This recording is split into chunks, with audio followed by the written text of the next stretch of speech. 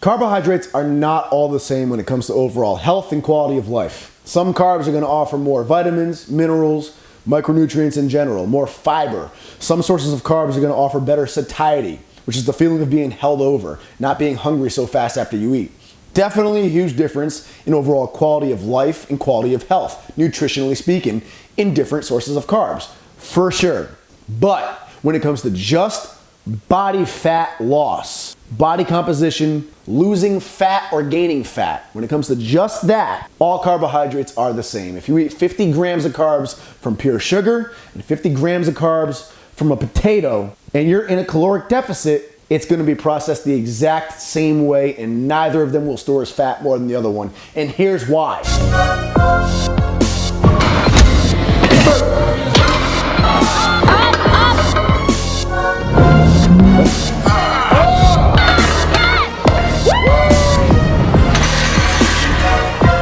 This video is not meant for anyone with any special dietary restrictions or needs. On a medical level, if you have any sort of an insulin deficiency, pre-diabetic, diabetic, or any other specific medical need or setback nutritionally, you should not use this video as advice. You should, of course, always seek out the help of a specialist to direct you in a safe manner. For the rest of you, enjoy. So the biggest key to losing fat is being in a caloric deficit, okay? Calories are king. They're not everything, but they are king when it comes to which direction we're going as far as losing weight or gaining weight. A calorie is literally a unit of energy by definition. That's what it is. Calories are energy, period.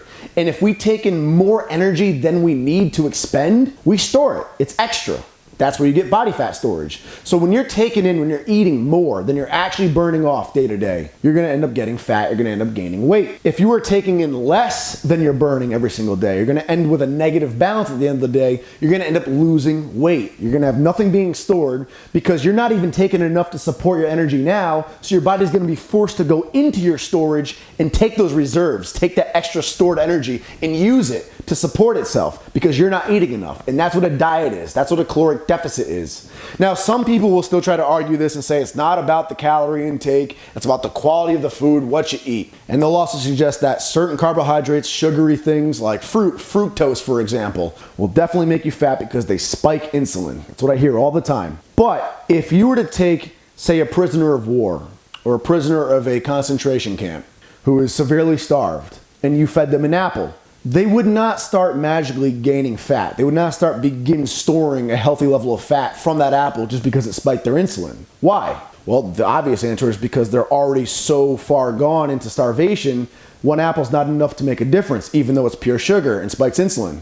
There you go. What that suggests by that logic is that because their calories are so low, their caloric intake has been and is so low, the type of carbohydrate will not make them gain fat. Boom. That right there just answers the question. Now, of course, a prisoner of war, prisoner of a camp is a tragic and extreme example that most of us, fortunately, are not going to have to deal with. Yes, it is an extreme example, but the logic and the science still applies to us in modern day. If it was not about calories, why would an apple, which is pure sugar, or why would a donut not suddenly start fat storage in someone who is severely starved? It would. If it was about the type of food you're eating and not about the calories, give someone who is severely starved a single donut and they should automatically begin storing fat. But it doesn't work that way because it is about your calories, no matter how you spin it. No matter what type of diet you see anyone doing, a keto diet, intermittent fasting, you name it. At the end of the day, what they're doing is they are lowering their calories as they go, even if they don't realize they are. A lot of people track incorrectly or don't track at all, don't even realize that they're lowering their calories, but they are.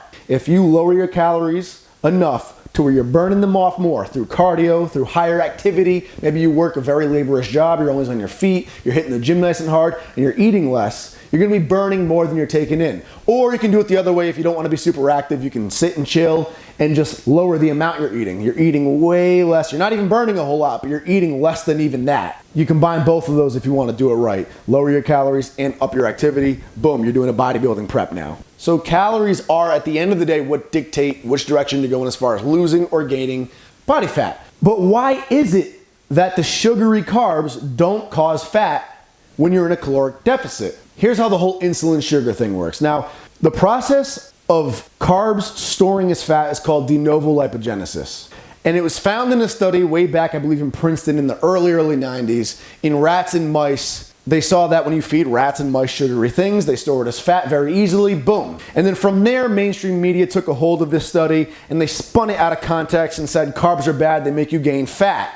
And that's where we saw the whole carbs are bad trend happen in the 90s. It's funny, if you look at scientific studies, you realize where so many of these fad diets come in. They're always taking some real science and spinning it way out of proportion and out of context and selling something from it to the mainstream media. It's kind of sad. But anyway, what they went to find is that rats and mice have about like a 40% more active metabolic pathway in them that allows de novo lipogenesis to occur. So if you feed a rodent sugary things, it will store it as fat. What they found is that doesn't really happen in humans. In fact, the only time de novo lipogenesis occurs and sticks in humans is when our muscle glycogen is already maxed out. Glycogen is what carbohydrates turn into when they get turned into energy and are used as energy. So we eat carbohydrates, it gets broken down into glucose, which is blood sugar. Our pancreas then releases insulin, which is a peptide hormone. Its job is to clear out the bloodstream, get that blood sugar out of there. It stores that blood sugar as energy for later. Now, carbohydrates will first get stored as glycogen, muscular glycogen, and that's what our muscles use in a workout for energy. Fats, of course, get stored as fat. And then if you are overeating, you're in a caloric surplus, your glycogen level's already filled up, and your fat's already being stored as fat, and you have more carbs coming in, well, now it's all going to be stored as fat. Nowhere to put it in the glycogen storage, we got to put it in the fat storage. That's when de novo lipogenesis occurs, when we're already overeating, when we're taking in more calories than we need to. But guess what? If you're in a caloric surplus, the carbs are not the issue, it's the calories. Because you can be in a huge caloric surplus and eat 100 extra grams of protein, and that's still going to end up storing as fat. And it's nothing to do with your protein limit of absorption being met. It's simply because, again, you're taking in more calories than you can utilize right now, so it has to be stored. There's nowhere for it to go right now. So long story short, carbs don't turn to fat in us unless we're already overeating in a caloric surplus and our glycogen stores are already full. So when you're in a caloric deficit, like we said, you're dieting, these are not going to be full. Your storage is not full at all. Again, your body's constantly trying to dig into its storage to get more energy because you're not eating enough. When this happens and you eat something sugary, yes, insulin does get spiked for sure, but we should not be afraid of insulin. I'll get into why in a second. What's going to happen here is insulin is going to spike. It's going to store those carbs really fast. It's all going to go into your glycogen realistically. If anything does end up storing as fat though, guess what happens? Something called lipolysis or lipolysis. You can argue about the pronunciation in the comments. That is the process of fat breakdown. That's going to kick in and counteract any sort of fat storage that happens. So de novo lipogenesis, if it does occur, lipolysis or lipolysis comes in and undoes it all. And that's what happens when you're in a caloric deficit. Anything that does get stored from insulin gets used as energy. Nothing can be stored in a caloric deficit, period. You can't do it. It's like trying to walk up a glass wall. You're not going to be able to do it. Now, I mentioned that insulin should not be the villain, and it shouldn't, because again, its job is just storing. Its job is getting blood sugar out of the system, and that's honestly a really good thing, because if that doesn't happen and blood sugar builds up and up and up and up and up, guess what? You're hyperglycemic now. And that's what happens with diabetics. The opposite, of course, is hypoglycemic. That's low blood sugar, but I digress. The other thing about insulin is that it's not just sugar that spikes it. A lot of different things spike insulin. Insulin gets spiked almost all the time, no matter what we eat anyway, to an extent. But certain things, like even sources of protein, like whey protein, for example, is more insulinogenic than most simple carbs are. So your whey protein shake is spiking more insulin than a lot of your simple carbs are going to spike in you. So if you're really terrified of insulin, you should be terrified to eat in general, not just be terrified of carbohydrates. But again, the insulin spike does not matter, because when you're in a caloric deficit, nothing's going to stick. There's no storage that's going to be found there. Everything is going to get stored briefly as mostly glycogen. Fat will obviously get stored as fat for a brief moment, but because you're burning all those calories off, because your body is desperate to grab all that stored energy, lipolysis is going to come, strip it right back away, and use it as energy immediately. And not a thing will be gained from those carbohydrates. I want to reiterate again that I do not think you should fill up your entire diet with pure sugar, because again, you're missing out on so many benefits. But if you get in your protein for the day, you get in your fats, you definitely have hit your fiber intake for the day, your micronutrients are right on point, and you have one more meal left and it's mostly just carbohydrates, and guess what? You feel like sliding something fun in there, a little bit of ice cream, and you're weighing that ice cream out. You do have to weigh it out and track it accurately, but it fits those numbers. That ice cream is not storing as fat at all.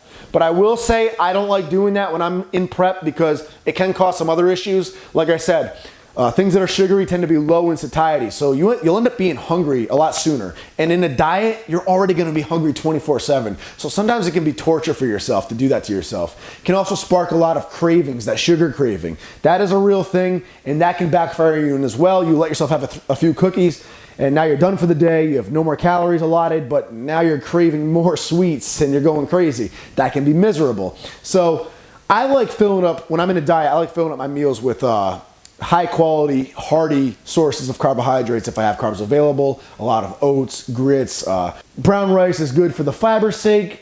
Sweet potatoes is always a favorite of mine. But it's just a simple fact, if you do want to slide something that is fun and you track it and it fits under your calories, it will not turn to fat. Hope you enjoyed this video, guys. Give it a thumbs up if you liked it.